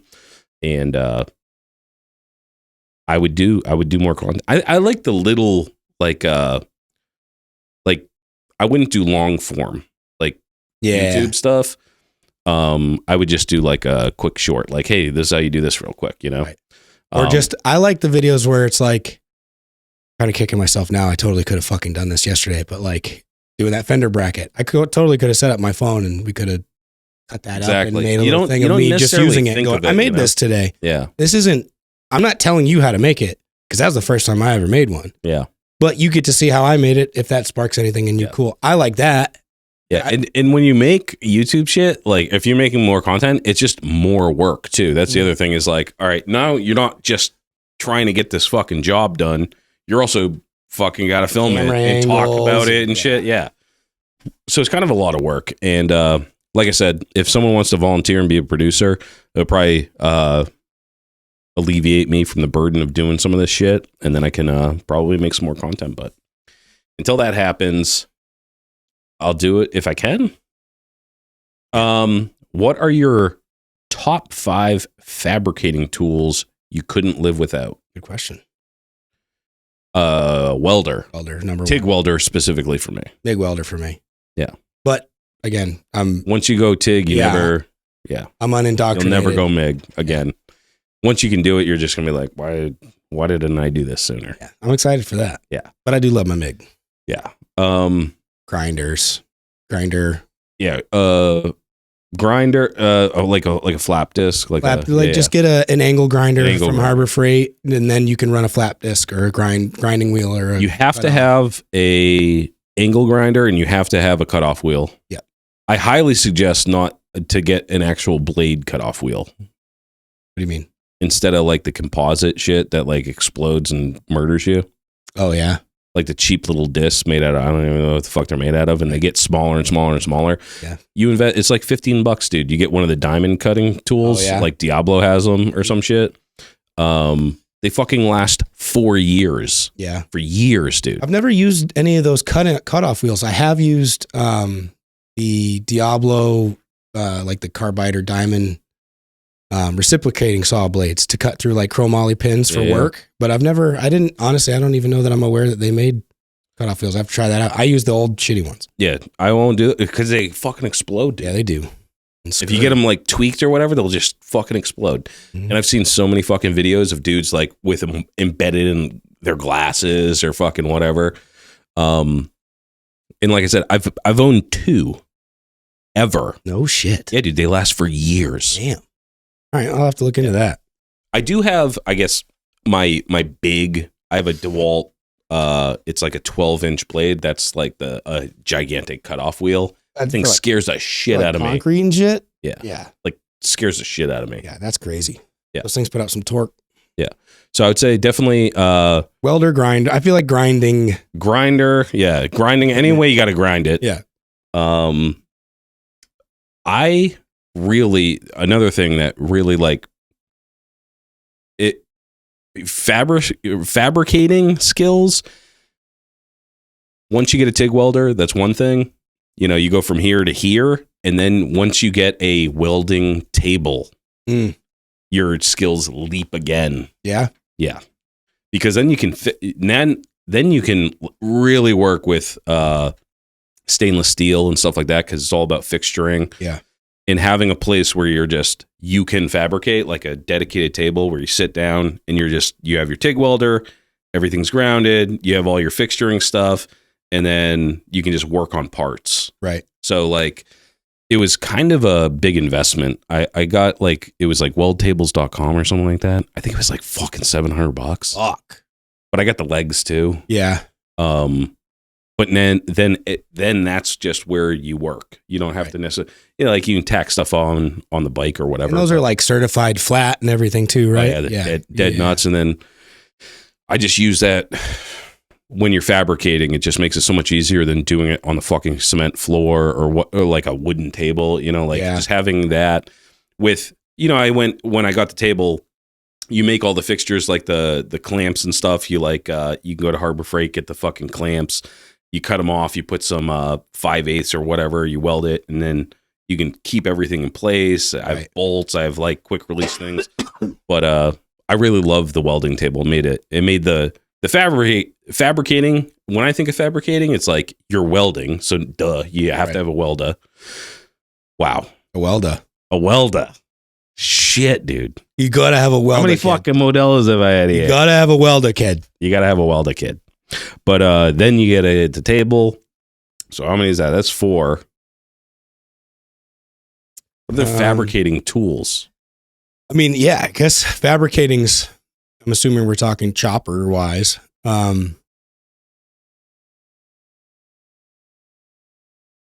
trying to think of like the next one that's the most important. I mean, I'm trying to think of all the shit that I used yesterday. I used a fucking welder, hammer, Use a hammer a lot. If you want to bend some shit, get some sort of a tube bender. I'd say some type of metal bender. Yeah, I was going to say like bender's probably like up there. A brake. I have the floor mounted like Harbor Freight bender that I use for like sissy bars or any kind of flat stock or whatever. Yeah. You mentioned the machete. Yeah, the machete would be really cool for smaller stuff. They make a bigger one. Machete. To To bring it full circle. Yeah, I mean, a bandsaw would be good. Bandsaw Depends on what you're getting into. You know what I mean? I only use the bandsaw when I'm cutting tubing. Really? Like I don't cut anything else on it because it's so slow. Yeah, true. But tubing for like wheel spacers or handlebars and stuff where you want it like really straight, you just let it sit. I got the maybe belt sander's better than. I guess nice. Yeah, I guess I use the grinder a lot to sand stuff. Yeah, no, the grinding being its own section kind of takes a lot of it out. But I'm trying to think. I use sandpaper a lot. You know, for I would say as far as fabricating goes, like once you do the heavy removal of the metals and the welding and stuff, you need.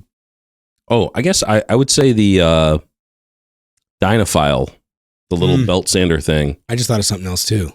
Measuring tools, calipers, and you know what I mean. I'd say that's a great one. Probably pretty important. Yeah, calipers.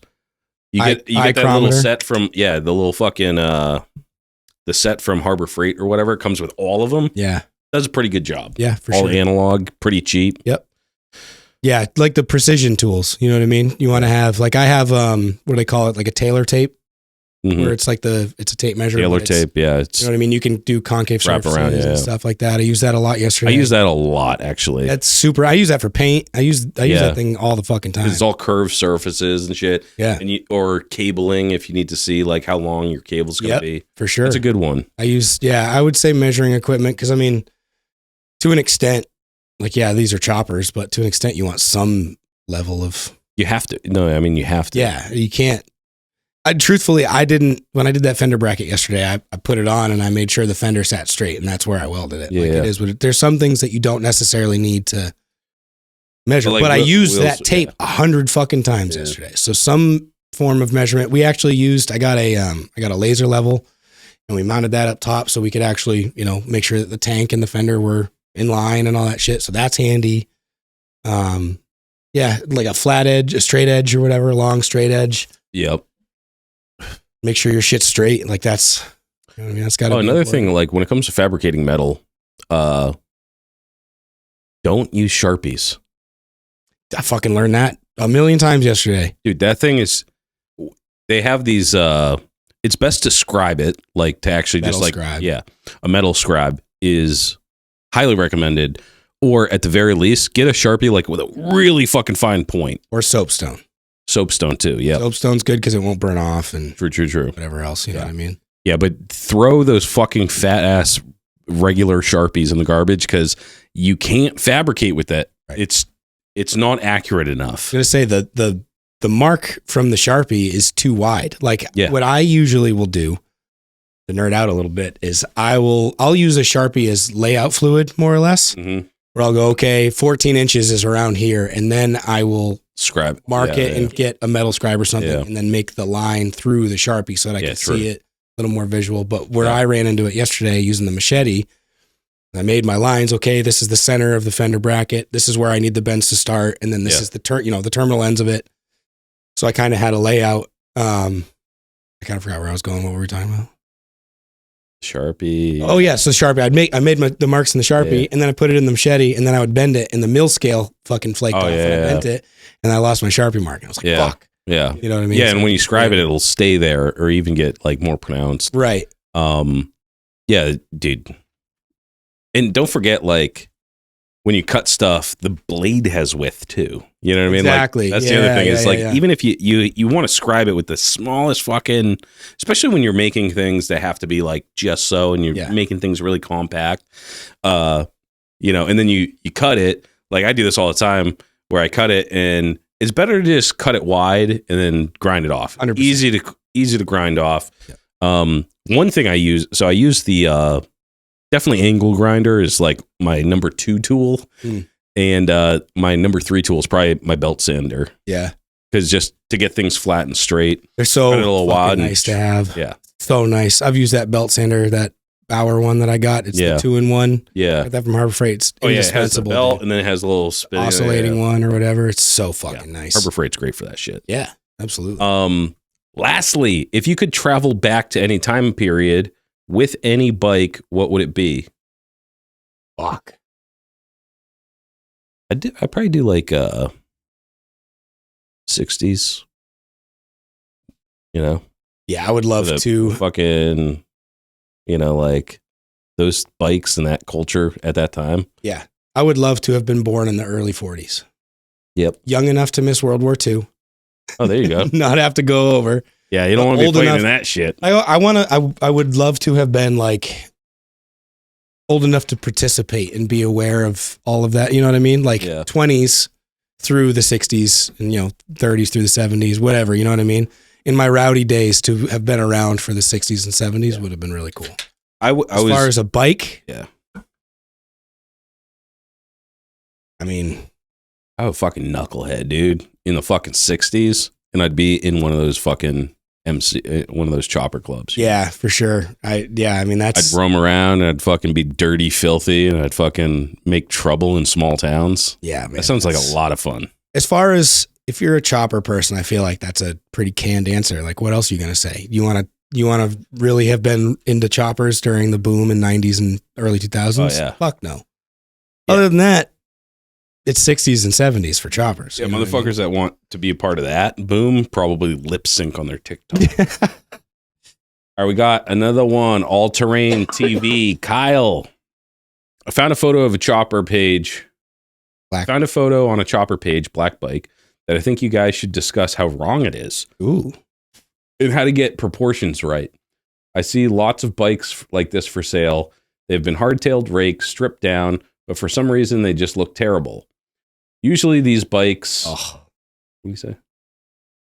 I can't even read. Usually these bikes don't have the aftermarket support for hardtails, so people make their own. I like XSCB chops, but see so many that don't look right. Pick this thing apart and let us know why it's so weird looking versus sportier shovel. White XS has a lot better look in my opinion, and is still... Okay, so let's look at these bikes. Yeah, that's a Honda CB. I don't know, man. It's chipping off like mad, dude. Yeah, it looks like someone like tried to refresh the paint. Yeah, that's very possible for sure. Yeah, it doesn't look refreshed. Yeah. Number 2, Comstar wheels.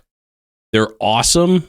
Ugly. But it's so fucking hideous, dude. I don't think the wheels do anything negative for me. Those actually, because they're high wall, like I would run the fuck out of those on a tough bike. They need a little bit of air. Yeah, the rear definitely needs some air. That tank, for me sits personally, way too far back. Way too far back, and I'm not a big fan of those like banana Mustang style tanks. I don't like when they sit way up on top of the frame. I like when the tank... Scooch it all the way up. When I mount my tanks, it's pretty much as far as I can mount them, to the point where when I put the Springer on the scythe, I had to run a different tank because my original tank was too far forward and the Springer wouldn't clear. I like my front tank mount to be basically in the fucking neck. Yeah. Without it interfering with the turning of the bike. Right, exactly. But the fact that tank sits up on the frame instead of... Yeah, it looks like it's like lifted on something. Looks like it's on a tank lift, which I don't like anything with a tank lift. I like when the tank shrouds some of the frame. You know what I mean? I like when it wraps over the... Let's talk about these risers and the bars for a second. I don't know exactly what I'm looking at here, but if you want... Billet risers? Yeah, like they look like they pull back, but then you push the bars forward. I didn't even notice that. So why do you have pullback on the risers? Like it's supposed to flow kind of like up through here. If you want your fucking handlebars here, then don't have your risers pull back. Yeah. In general, this bike could be cool. Honestly, I think that hardtail's wicked fucking long for how... That is really long. It's really long. Like there's between the back of the motor and the axle, looks like it's 3 feet. Yeah. It's really long. I feel like, yeah, I don't know. The other thing is rear this, fender's way too high. Fender's way too high. It should be hugging it, and then get this luggage rack off there. Yeah. I think it's this one really Or a sissy bar on that bitch. This one really for me is more a geometry issue. I think with the right tank, those bars are just goofy. The bars need to go. The risers need to go. I feel bad critiquing this bike in particular because for one, I don't know who it belongs to. I don't know at what stage is this bike. Is this somebody started dicking with it and then He's trying to sell it. Yeah, the fucking tires are flat. Yeah, that fender doesn't even look like it's truly mounted per se. Here's the thing, it's an easy fix though. Because I would say that you get a different fender, get a decent fender. Smaller fender, much and smaller. throw a sissy bar on it. I won't have a bike that doesn't have a sissy bar on it. It is weird. And you need them to pack stuff on. And then the risers with the push don't have risers pull back if you don't want your fucking handlebars pulled back. So I don't know. Obviously, the grips here, these look like Kiryakin. I don't know what's going on with the handle. Basically, from the trees up is that would have to go for me. I think it's really just a matter of geometry. What was there was a white one he said that had better lines or something? Oh, okay. XSCB, hardtails, blah, blah, blah. Trains, blah. My thought tank looks odd because it's sitting back on the frame, blah, blah. I don't know what. Yeah, wires all over the place. You just don't have wires and cables. You want to minimize those as much as possible, right? I mean, that's kind of the fun of it too, is hiding that stuff. Truly, if I had to guess, this bike is in process. This isn't a finished, obviously. This isn't a finished. A lot of stock parts on it. Debuted, like, you know what I mean? I feel like this bike isn't at the point where this is somebody posting a finished product. I think this thing's, that looks a fuckload better. That has much better geometry. Look at how that tank sits on the, around the frame. It's not sitting on top of it. That looks like a 23-inch front wheel or something. That's a big. Oh, shit. Maybe it is a 21. That bike has all the right geometry. Yeah, I mean, the other thing is, it's like, it got spokes. You know what I mean? Like, it has better wheels, it has better everything. I mean, it's like oranges and apples. Bars match the flow of the bike.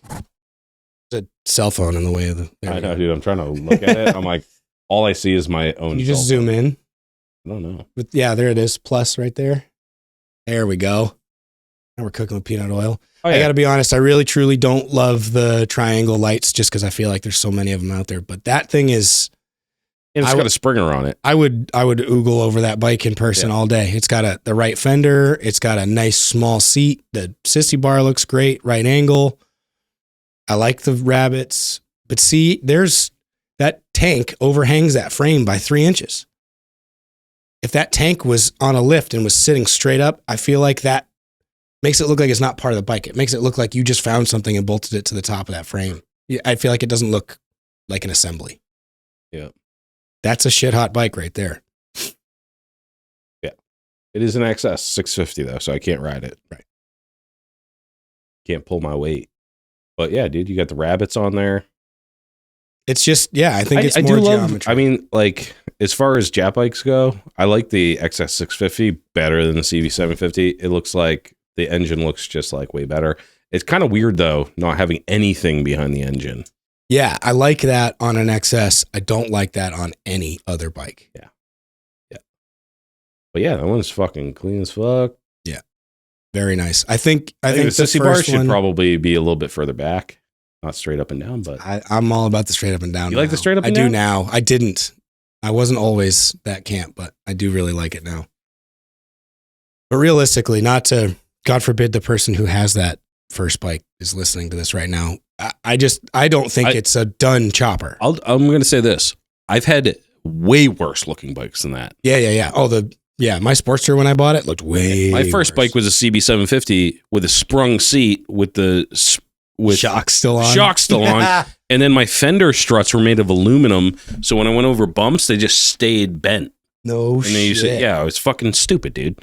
So I'm not poo-pooing on anybody. It's like I've made the worst bikes at like I don't know, maybe I'm critical of myself, but like all my bikes are shit.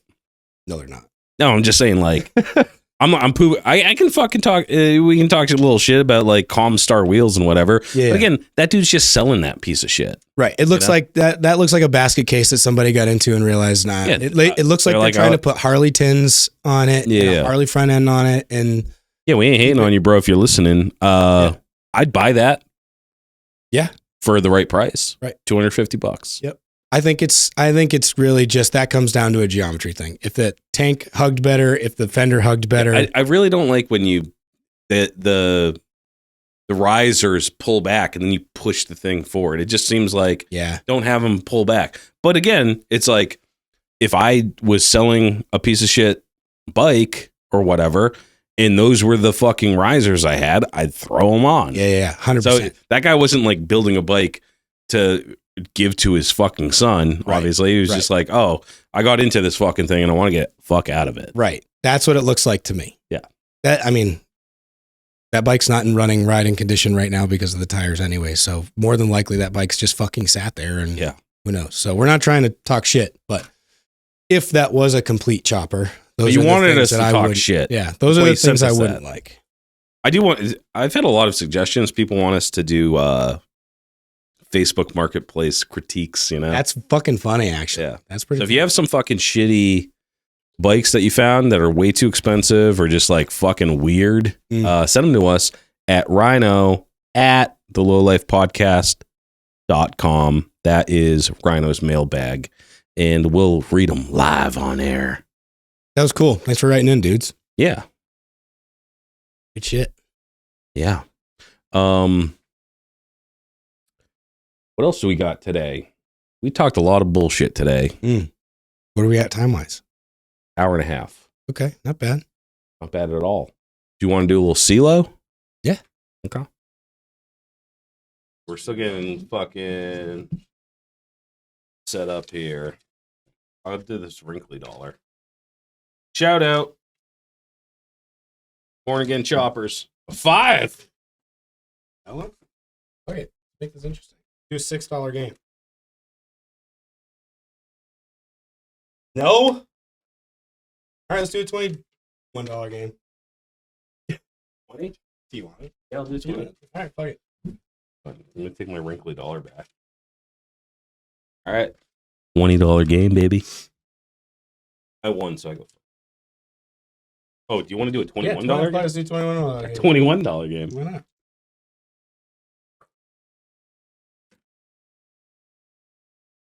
Fuck off. Before. Oh, you mother. Triple fives, baby. I came so close, I felt the wind. Oh, boy. Come on. Dano. We're going the wrong direction here, folks. 1, 2, 3. That's me hanging myself with the curtain tassels. Whose fucking idea was it to do a $20 game? That was you.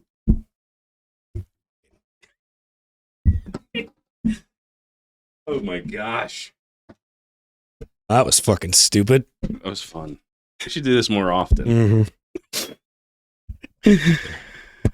I'm just on a winning streak. All right.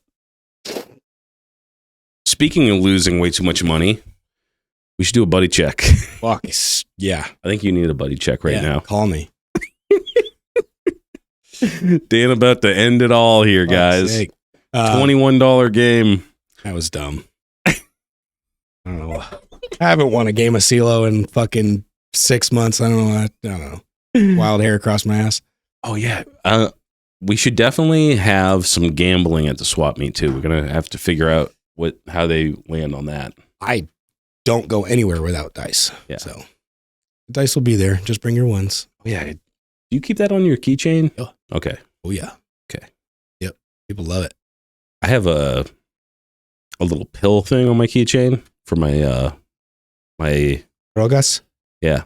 And I lost it today. Oh, no. I have one. But I think I lost it at like my children's school. There's like narcotics there now. Uh-oh. Yeah, I know. I'm going to try to find it tomorrow. Well, there's no name on it. Yeah, true. I just don't want a little kid to be like, Yeah, right. True. Oh, ooh, some candy. Mm. Oh, I better crush it up and snort it. Yeah, right. Exactly. But yeah, buddy check, you know, go check on your buddies. It's, you know what, man? This time of year is really tough. I have a hard time. I get really bad when it's cold and dark. Yeah. So it's nice to be able to see your buddies. That's why we're doing the fucking winter swap. Because I just want to see a bunch of motorcycle dudes hanging out, laughing, having fun.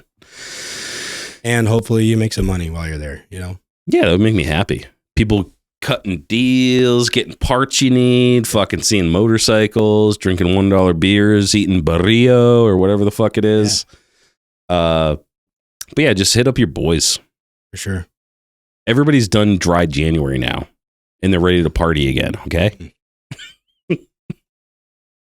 Did you give anything up for January? No.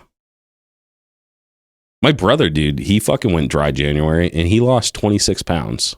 Fuck. Yeah. He lost I saw him on like the 26th or whatever. It was a pound a day. That's crazy. Yeah. Just not man, drinking. When you stop putting beer in your guts. Oh, yeah. You lose a lot of weight. Oh, yeah. I was 190 pounds when I quit drinking, and by the end of that summer, I was down to 160. You at 190? I was 190. That's insane. Yep.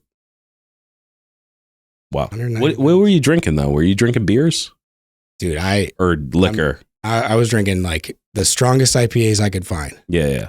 I was at the point where, I'm not proud of this, but I was at the point where I would go to the store in the morning, right, and get my energy drink and my cigarettes and whatever before work.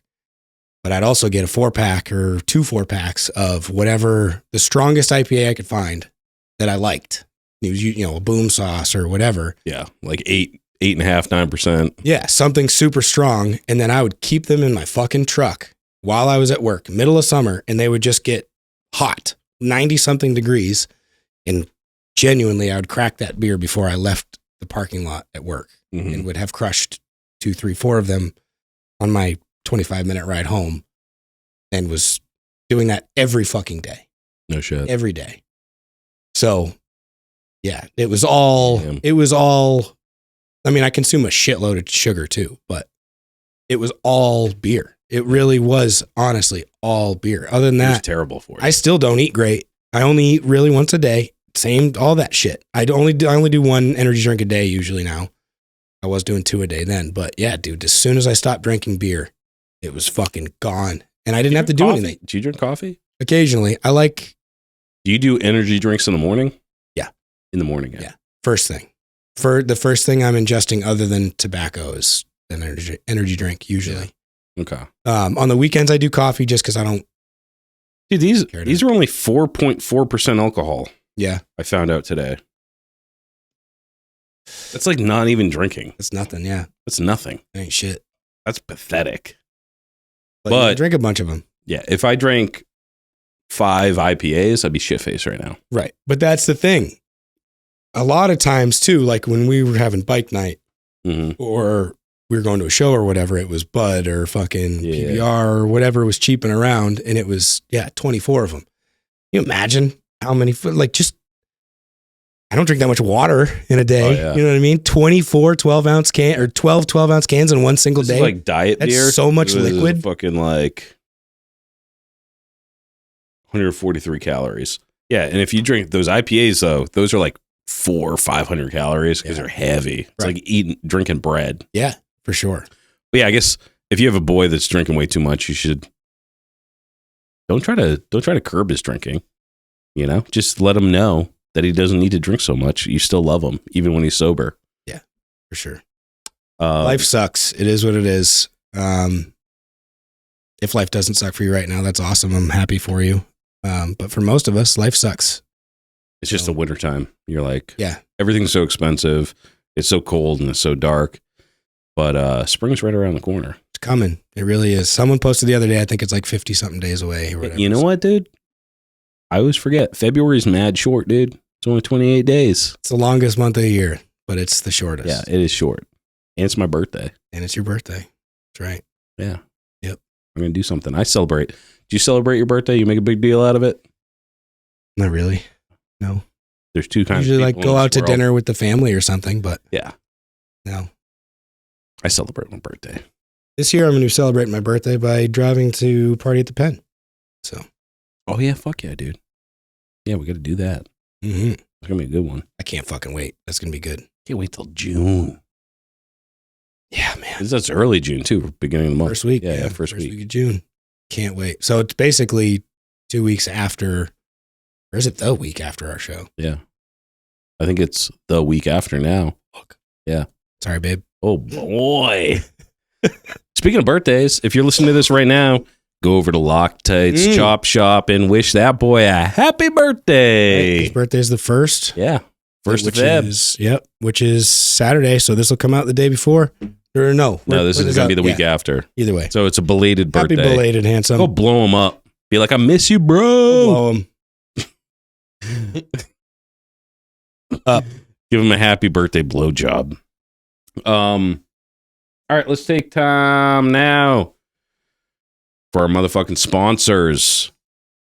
Deadbeat Customs. Steve over at Deadbeat Customs is about grassroots motorcycle riders who take it upon themselves to build and customize their bike. They offer parts for all Harley-Davidson models and also custom parts for choppers, bobbers, trackers, and cafe racers. When it comes to building a custom motorcycle, they carry the best brands available. Go visit their brick and mortar store in Tewksbury, Mass, or at deadbeatcustoms.com. Remember, enter Lowlife at checkout and save some loot. Stay Strong Co. Sean Luke has been sent down from the heavens to bless us lowlifes with the greatest motherfucking hot sauce in the world. Sweet heat baby Jesus in the white pants heralds a message from God himself. This hot sauce is for your food. Keep it off your butthole. The shits in the hotter than hellfire lowlife chopper sauce.